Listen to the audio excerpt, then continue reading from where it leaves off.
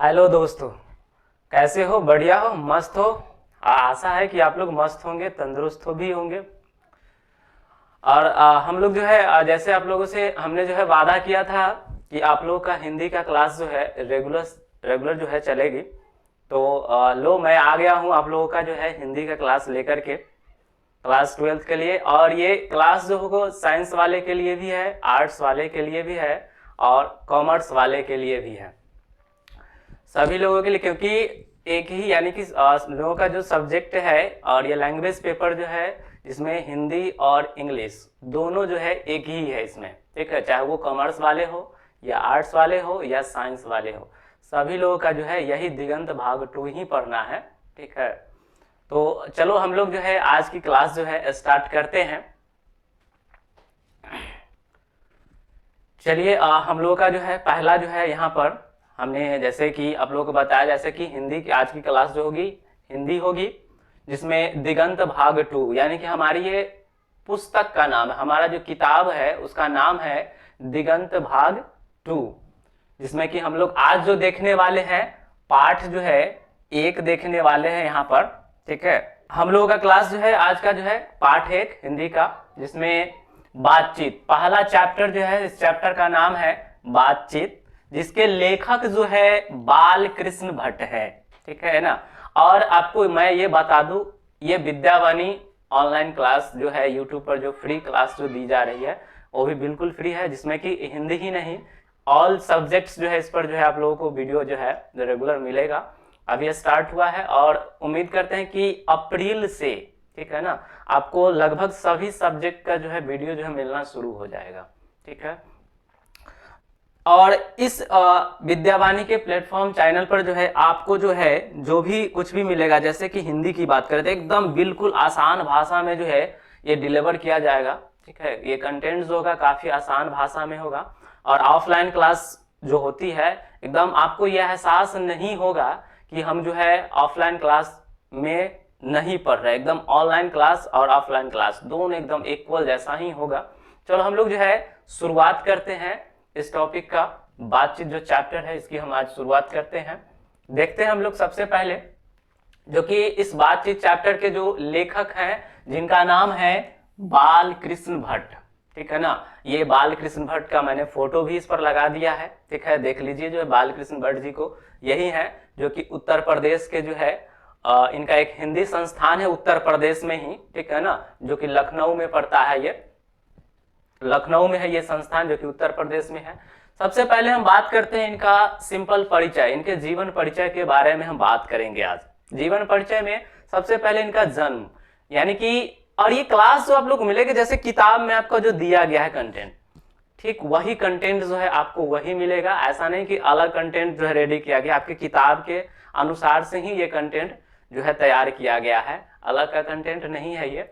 और ऐसा कंटेंट जो डिलीवर किया जाएगा और मैं ये जो भी चीजें मैं आपको बताऊं या हाईलाइट करूं और ये बोलूं कि एग्जाम की दृष्टिकोण से ये जो है इंपॉर्टेंट है, तो थोड़ा सा आप लोग जो है कॉपी लेकर के कलम लेकर के बैठ जाइए और लिखना भी शुरू करेगा धीरे, यानी कि लिखते भी रहिएगा, जिससे कि आप लोगों को ये एग्जाम में जो है दिक्कत ना हो, यानी कि एक नोट्स जो है तैयार करते चलिएगा, ठीक है ना, जो कि एग्जाम में जो है लास्ट में जो है आपको दिक्कत ना हो बाद में पढ़ने में। हालांकि मैं आपका जो है चैप्टर के बाद जो है ऑब्जेक्टिव और सब्जेक्टिव जो इंपॉर्टेंट होगा इस चैप्टर से मैं वो भी कराऊंगा, ठीक है। ऐसा नहीं है कि सिर्फ चैप्टर पढ़ा के मैं छोड़ दूंगा, ऐसा नहीं है। इसके साथ साथ जो है व्याकरण के जो भी टॉपिक्स हैं, आपके दिगंत भाग 2 में भी व्याकरण के कुछ टॉपिक्स दिए गए हैं, ठीक है, मैं उसको भी कवर करूंगा। और उसके साथ साथ जो एग्जाम में जो पूछे जाते हैं व्याकरण के टॉपिक्स मैं उसको भी कवर करूंगा। चलिए हम लोग शुरू करते हैं, आप लोग ध्यान से पढ़ना शुरू कर दीजिए और हो सके तो इस वीडियो को जो है लाइक कर दीजिएगा, कमेंट कर दीजिएगा और अपने दोस्तों को जो है शेयर कर दीजिएगा। एक एक शेयर करिएगा तो बस काफी है, उतना ही, ठीक है ना, बस यही उम्मीद करेंगे आप लोगों से। चलो देखते हैं यहाँ पर सबसे पहले हम बात करते हैं इनके जन्म की बात करते हैं। तो इनका जो जन्म हुआ था, ठीक है ना, ये जन्म हुआ था 23 जून 1844, ठीक है ना, 23 जून 1844।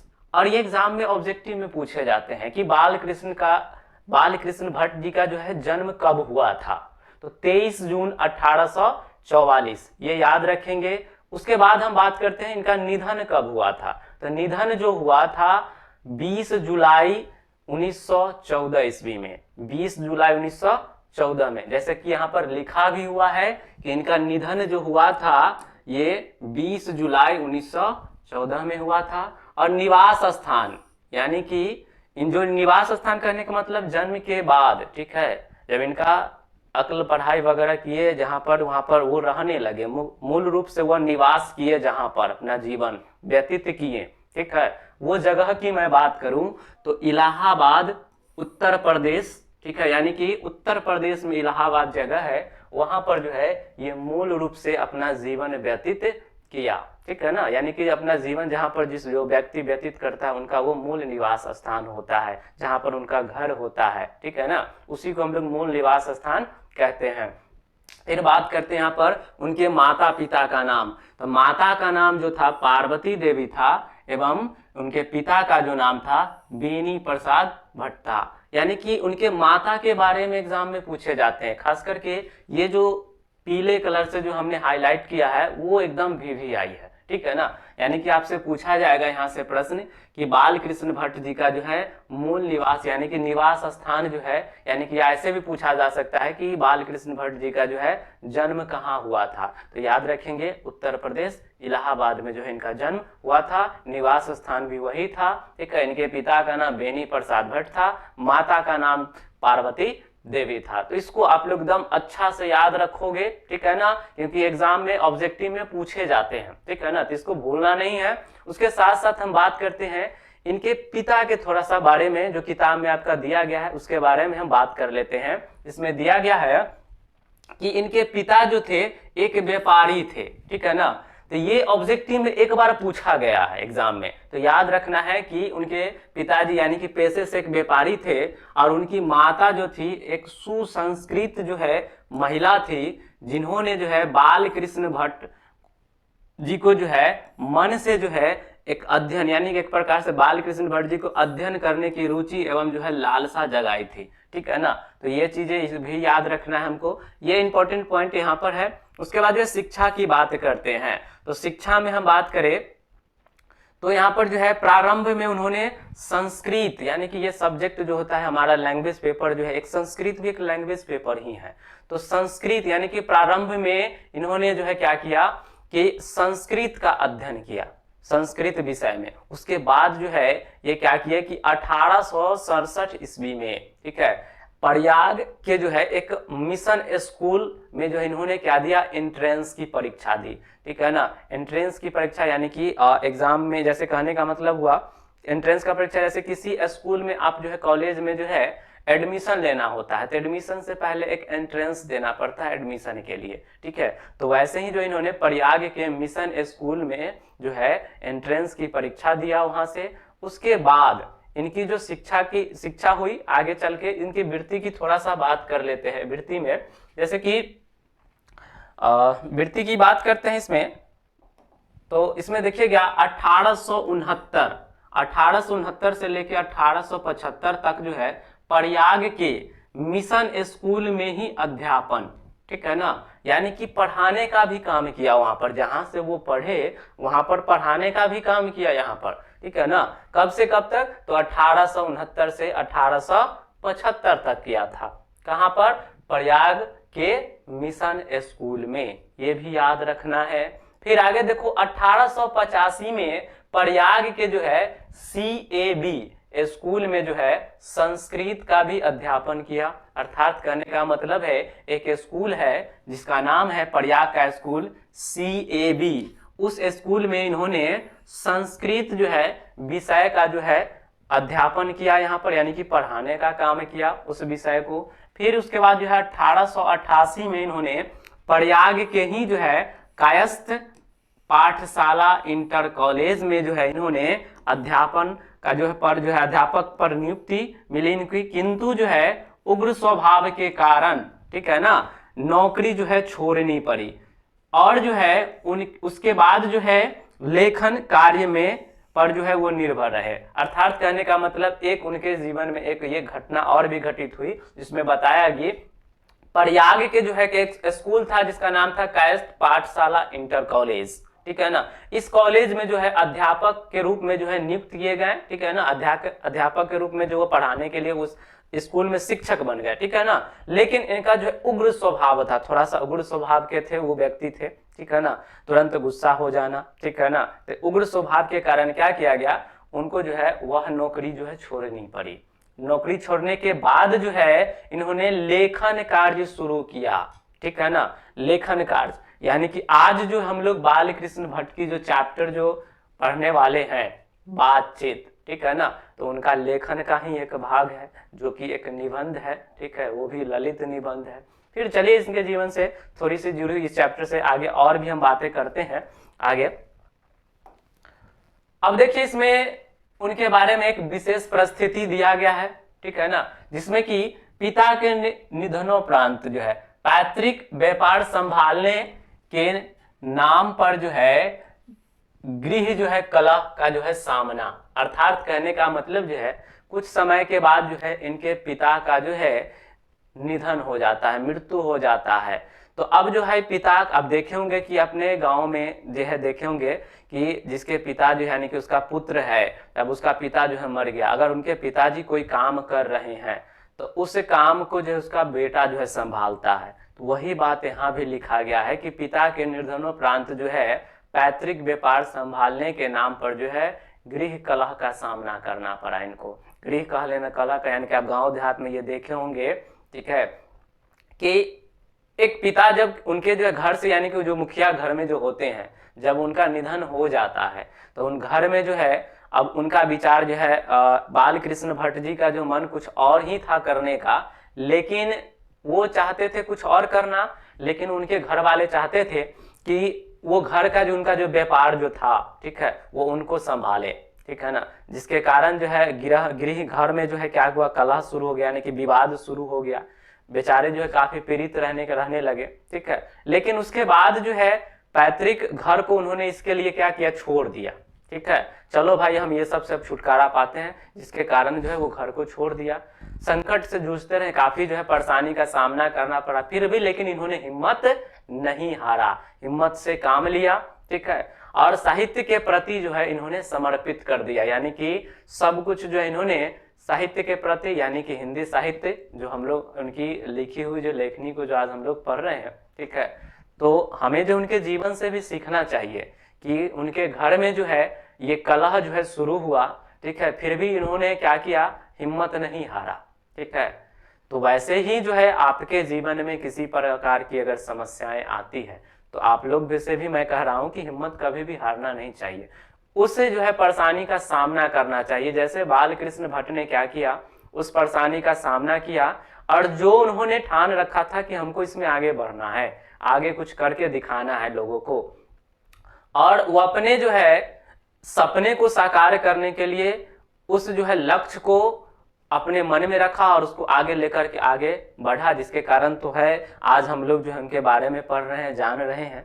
तो साहित्य के प्रति जो है उन्होंने काफी लगन मेहनत किया और समर्पित किया अपने आप को, जिसके कारण है। फिर आगे देखो यहाँ पर क्या दिया गया, रचनात्मक सक्रियता की मैं बात करूं, ठीक है ना, तो यानी कि कुछ ऐसी चीजें उन्होंने रचना किया हिंदी साहित्य में, उसकी मैं बात करता हूं। जैसे कि मैं बात करता हूं भारतेंदु हरिश्चंद्र की प्रेरणा से। अब आप लोगों को पता भी होगा कि आधुनिक हिंदी के जनक जो है कहा जाता है भारतेंदु हरिश्चंद्र, क्योंकि एक नई पीढ़ी की हिंदी की जो अगर साहित्य की शुरुआत की मैं बात करूं तो भारतेंदु हरिश्चंद्र जो लेखक थे उन्हीं के समय से माना जाता है, ठीक है ना। तो उन्हीं के प्रेरणा से जो है ये बाल कृष्ण भट्ट जो है हिंदी वर्धनी सभा, ठीक है, एक प्रयाग में, यानी प्रयागराज जो आज हम लोग जो बोल रहे हैं, तो उत्तर प्रदेश में एक प्रयाग में जो है एक संगठन कह सकते हैं, हिंदी साहित्य का संगठन, ठीक है ना, एक संस्था कह सकते हैं, जो कि हिंदी वर्धनी सभा के नाम से था।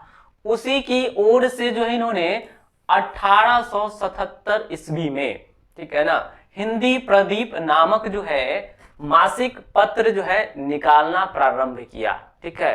हिंदी पर आप लोग देखो अपने गांव देहात में या हर जगह आप देखे होंगे कि एक न्यूज पेपर आता है, तो उस न्यूज पेपर के साथ जिसको हम लोग मैगजीन कहते हैं, ठीक है ना, तो कुछ मैगजीन्स जो होते हैं, ठीक है ना, देखे होंगे कि मासिक आता है।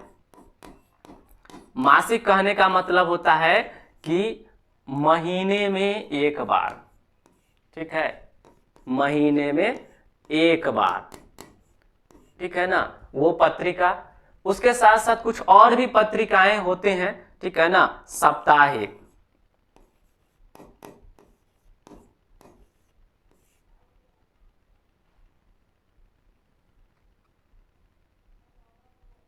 ठीक है ना, साप्ताहिक होता है जो सप्ताह में एक बार आता है। कुछ ऐसा जो होता है, ठीक है ना, 6 माही होता है, ठीक है ना, कुछ अर्धवार्षिक, जिसको हम लोग अर्धवार्षिक भी कहते हैं, अर्धवार्षिक पत्रिका कहते हैं। कुछ ऐसे भी पत्रिका होते हैं जो साल में एक बार ही आता है, ठीक है। तो ये 4 अलग अलग प्रकार से जिसको जैसे मर्जी होता है वैसे प्रकाशित करते हैं पत्रिका को, ठीक है ना। तो इसको हमको ध्यान रखना है, ठीक है ना। अब देखो पत्रिका के बारे में बात करते तो इनकी जो पत्रिका थी जिसका नाम था हिंदी प्रदीप, और इसके बारे में एग्जाम में पूछा जाता है, तो इसको आप लोग जो है याद रखोगे, ठीक है ना। ये पूछा जाता है कि 1877 में, तो ये पूछा जाता है कि बाल कृष्ण भट्ट के द्वारा जो निकाला गया मासिक पत्रिका का जो है नाम क्या था, तो हिंदी प्रदीप, याद रखना है। और ये लगभग, इसको भी याद नियमित रूप से जो है, और ये भी लिखा गया है कि ये लगभग जो है 33 वर्षों तक जो है चलाते रहे, और इसमें जो है नियमित रूप से जो है सामाजिक, साहित्यिक, नैतिक, राजनीतिक विषयों पर निबंध लिखते रहे। अर्थात जो है ये हिंदी प्रदीप नाम का जो पत्रिका था इसमें ये क्या लिखते थे, ठीक है ना, ये जो कि महीने में एक बार जो आता था, तो इसमें ये क्या लिखते थे, तो एक सामाजिक, ठीक है, समाज से जुड़ी हुई घटनाएं होती थी, साहित्यिक घटनाएं होती थी,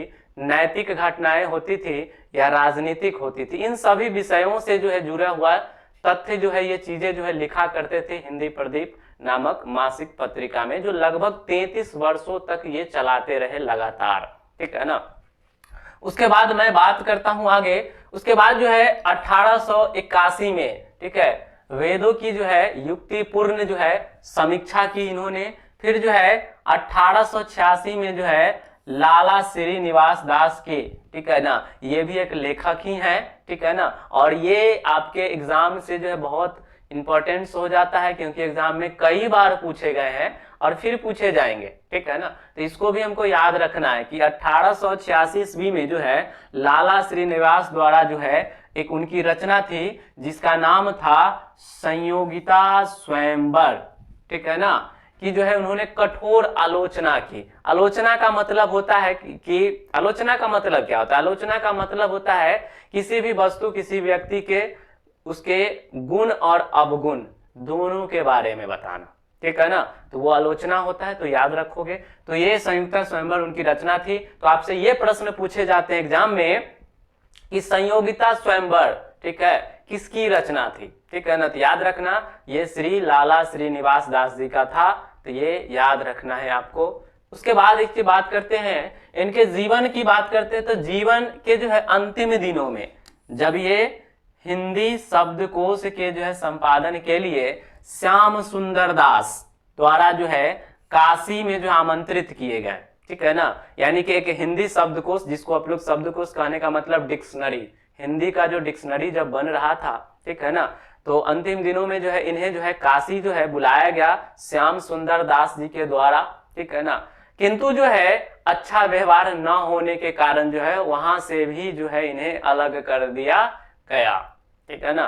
चलिए अब इसके बाद जो है हम लोग आगे देखते हैं। फिर देखिए इसमें कि इनकी कुछ रचनाएं हैं, यानी कि बाल कृष्ण भट्ट ने जो है कुछ ऐसी, यानी इन्होंने रचना किया है जिसमें कि इन्होंने कई विधाओं में रचना किया है, जैसे कि उपन्यास हो गया, नाटक हो गया, ठीक है, प्रहसन हो गया, निबंध हो गया, ये अलग अलग कई विधाएं हैं जो कि हिंदी साहित्य का एक विधा है ये, ठीक है, जिसमें कि सबसे पहले हम बात करते हैं, ये उपन्यास की बात करते हैं, ठीक है ना, कि इन्होंने जो है क्या उपन्यास लिखा था, यानी कि उनकी उपन्यास की बात करें तो रहस्य कथा, नूतन ब्रह्मचारी, ठीक है, 100 अजान एक सुजान। मैं जो अंडरलाइन कर ये सर्किल में कर रहा हूं एकदम भी आई है, एग्जाम में कई बार पूछा गया है, इसलिए इसको नोट करते चलोगे, नहीं तो किताब लेकर के अगर बैठे हो तो उसको अंडरलाइन करते चलोगे। ठीक है, उसके बाद देखो उनकी और भी रचना है उपन्यास में, गुप्तबैरी, रसातल यात्रा, उचित दक्षिणा, हमारी घड़ी, ठीक है ना, सद्भाव का अभाव। ठीक है, तो ये सब जो है इनके उपन्यास थे। उसके बाद जो है इन्होंने नाटक भी लिखा। नाटक की बात करें, पद्मावती, ठीक है, किरातार्जुनीय, वेणी संहार, शिशुपाल वध, नल दमयंती, दमयंती या नियंती स्वयंवर के नाम से भी उसको जाना जाता है, यानी कि नल दमयंती और दमयंती स्वयंवर। ठीक है ना, तो इसको भी याद रखना है कि इसके नाम से भी जाने जाते हैं, दोनों एक ही नाम से है। फिर उन्होंने शिक्षादान, चंद्रसेन, सीता वनवास, पतित पंचम, मेघनाथ वध, ये पूछा जाता है। ठीक है ना, कि आपसे पूछा जाएगा कि मेघनाथ यानी कि बाल कृष्ण भट्ट के द्वारा रचित मेघनाथ वध का जो है विधा क्या है, तो ये एक नाटक है, इसको भी हमको याद रखना है। आपसे ऐसे भी पूछे जाते हैं कि मेघनाथ वध जो है ये किसकी रचना है, तो बाल कृष्ण भट्ट की रचना है, तो ये याद रखोगे।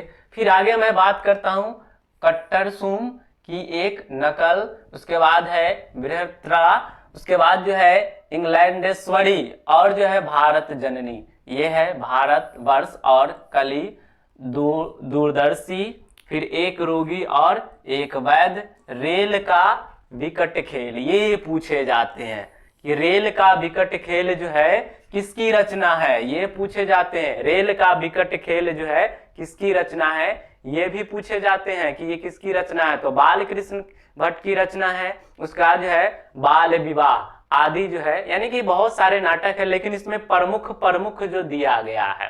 ठीक है ना, फिर उसके बाद जो इन्होंने पढ़ासन भी लिखा है। पढ़ासन, जैसा काम वैसा परिणाम, नई रोशनी का बीस, आचार विडंबन आदि पढ़ासन इनकी रचना है। उसके बाद जो है इंपॉर्टेंट क्या बन जाता है यहाँ पर, निबंध। ठीक है ना, क्योंकि ये चैप्टर भी जो हम लोग पढ़ रहे हैं आज, ठीक है, ये भी क्या है, एक निबंध ही है।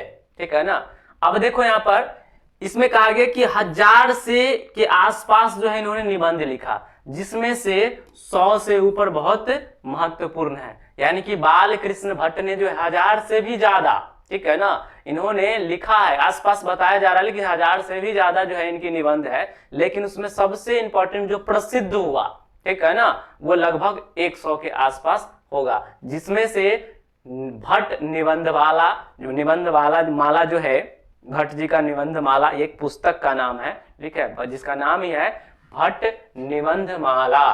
ठीक है, इनके नाम से जो है 2 खंडों में जो है एक संग्रह प्रकाशित हुआ है, अलग अलग 2 भागों में, यानी कि देखे होंगे कि किसी पुस्तक जो है जिसका भाग 1 और भाग 2 अलग अलग आता है, तो वैसे ही जो है बाल कृष्ण भट्ट जी का जो है उनकी एक पुस्तक है जिसमें कि सिर्फ निबंध ही है। ठीक है ना, तो वो जो है जिसका पुस्तक का नाम था भट्ट निबंध माला, ठीक है, के नाम से 2 खंडों में प्रकाशित हुआ है, तो इसको भी आप लोग याद रखोगे, इसको भी नहीं भूलोगे। फिर आगे देखते हैं हम लोग। ठीक है ना, अब देखो आगे जो है इनके बारे में कुछ और भी चीजें लिखी गई है। अब क्या है, जैसे बाल कृष्ण भट्ट जो है आधुनिक हिंदी गद्य के जो है आदि निर्माताओं और जो है नायक रचनाओं में से एक है। देखो तो यहाँ प्रश्न क्या बन रहा है, तो आपसे पूछा जाएगा कि बाल कृष्ण भट्ट जो है किस काल के लेखक हैं। ठीक है ना, तो याद रखना है आधुनिक काल के लेखक है। ठीक है, और किस खंड के हैं, तो गद्य खंड के, यानी हिंदी साहित्य के जो है वो गद्य खंड के जो है लेखक हैं। ठीक है, तो इसको भी याद रखना है। फिर आगे हम बात करते हैं इसमें, वे जो है भारतेंदु युग के प्रमुख साहित्यकार में से एक है। ठीक है ना, यानी आपसे ये भी प्रश्न यहाँ से बनता है कि बाल कृष्ण भट्ट जो है किस युग के साहित्यकार थे। ठीक है ना, है तो याद रखना है भारतेंदु युग, ये प्रश्न का पूछा गया है, ये भारतेंदु युग वाला जो है प्रश्न पूछा गया है। ठीक है ना, तो इसको याद रखोगे, इसको भूलोगे नहीं। ये जो प्रश्न है यानी कि बाल कृष्ण भट्ट जो है किस युग के लेखक है, भारतेंदु युग के लेखक है। फिर वो लिखा गया है वे हिंदी के जो है प्रारंभिक युग के प्रमुख और महान पत्रकार, निबंधकार और हिंदी साहित्य की आधुनिक आलोचना के प्रवर्तकों में जो है अग्रगण्य है। ठीक है। अर्थात कहने का मतलब ये कहा जाता है कि बाल कृष्ण भट्ट जो थे एक पत्रकार भी थे, ठीक है ना, एक निबंधकार भी थे, ठीक है ना, और आधुनिक युग के जो है यानी आधुनिक हिंदी के जो है ये एक आधुनिक आलोचक भी थे, प्रवर्तक थे, आलोचक थे। इसलिए तो पहले भी मैंने अभी बताया जस्ट थोड़ी देर पहले कि संयोगिता स्वयंवर की आलोचना एक प्रकार से आलोचना ही किया था। लाला श्रीनिवास दास का जो रचना था संयोगिता स्वयंवर, उसकी क्या किया था इन्होंने, आलोचना किया था। तो आपसे यह भी प्रश्न पूछा जाता है, थोड़ा सा ध्यान रखोगे या नोट कर लोगे, अंडरलाइन कर लोगे, लिखने की जरूरत होगा तो लिख भी लोगे, ठीक है। फिर आगे हम बात करते हैं, बाल कृष्ण भट्ट जो है एक गद्यकार थे, ये भी आई है, ठीक है ना। आपसे पूछा जाएगा कि बाल कृष्ण भट्ट क्या थे, नीचे ऑप्शन होगा, लेखक ऑप्शन नहीं होगा, गद्यकार ऑप्शन होगा, ठीक है। तो इसको देख लोगे, ठीक है ना। फिर आगे लिखा गया कि अपनी अभिरुचि जैसे कि मानस और जो है प्रतिभा से इन्होंने परिवेश और यथार्थ से जो है संपूर्ण सरोकार रखने वाले लेखक और पत्रकार में से थे। फिर इसमें लिखा गया जो कि एकदम भी आई है ये, ठीक है ना, जैसे आचार्य, चले थोड़ा सा पेन का कलर बदल दे हम। इसमें लिखा गया है कि आचार्य रामचंद्र शुक्ल ने जो है निबंधकार के रूप में जो है उन्हें अंग्रेजी साहित्य के एडिशन और स्टील की श्रेणी में जो है रखा है। ये प्रश्न पूछा जाता है, ठीक है ना। प्रश्न क्या पूछा जाता है, यह पूछा जाता है कि बाल कृष्ण भट्ट को जो है रामचंद्र शुक्ल ने जो है निबंधकार के रूप में अंग्रेजी साहित्य, ऐसा भी पूछ लिया जाता है कि अंग्रेजी साहित्य के जो है एडिशन और स्टील किसे कहा जाता है, ठीक है, ये भी पूछ लिया जाता है, ठीक है ना। तो ये याद रखोगे, बाल कृष्ण भट्ट को यानी कि आचार्य रामचंद्र शुक्ल ने जो है निबंधकार के रूप में जो है हिंदी साहित्य के जो है यानी कि अंग्रेजी साहित्य के एडिशन जो थे और स्टील जो थे उन्हीं के श्रेणी में जो है इनको रखा है। किनको, तो बाल कृष्ण भट्ट को। तो इसको याद रखोगे, ये बहुत भी आई है और एग्जाम में कई बार पूछे भी गए हैं। फिर आगे हम बात करते हैं, अब ये बातचीत चैप्टर जो है आपका, ये तो छोटा सा परिचय था, ठीक है ना, ये बाल कृष्ण भट्ट का जो है परिचय था, ठीक है ना। तो आज के लिए हम लोग जो है इतना ही रखते हैं। फिर अगली क्लास जो होगी आप लोगों का, कल मैं आप लोगों का अगला क्लास जो कि चैप्टर जो एक्सप्लेनेशन होगा।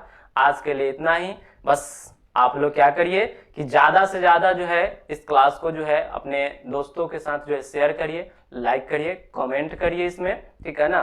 कमेंट करिए, अगर कुछ भी आपको लग रहा है, डाउट है, ठीक है, मैं डाउट ले लूंगा, ठीक है। अगले जब क्लास जब होगी उसमें मैं आप लोगों का डाउट क्लियर कर दूंगा, ठीक है ना। तो या संडे को लाइव क्लास भी डाउट मिल जाए, अगर ऐसा ज्यादा डाउट आएगा, ज्यादा बच्चे इसे वीडियो को अगर देखते हैं, ज्यादा डाउट होगा, ज्यादा से ज्यादा शेयर करोगे, ठीक है ना, तो हो सकता है कि आप लोग को लाइव क्लास में मिलने पढ़ने को मौका हो जाए, ठीक है, मिल जाएगा। लेकिन हाँ, कब, जब 1000 सब्सक्राइबर इस चैनल पर हो जाएगा तब लाइव मैं दूंगा, ठीक है ना, पूरे एकदम लाइव दूंगा। जो आप हमसे पूछोगे लाइव में, मैं उसका जो है पूरे एक्सप्लेनेशन के साथ आपका डाउट क्लियर करेंगे। तो बस आप लोग जो है इसको ज्यादा से ज्यादा अपने दोस्तों के साथ शेयर करो, ठीक है, आप भी पढ़ो, दूसरों को भी पढ़ने का जो है मौका दो। चलिए, धन्यवाद, आज के लिए इतना ही, फिर मिलते हैं अगले वीडियो में।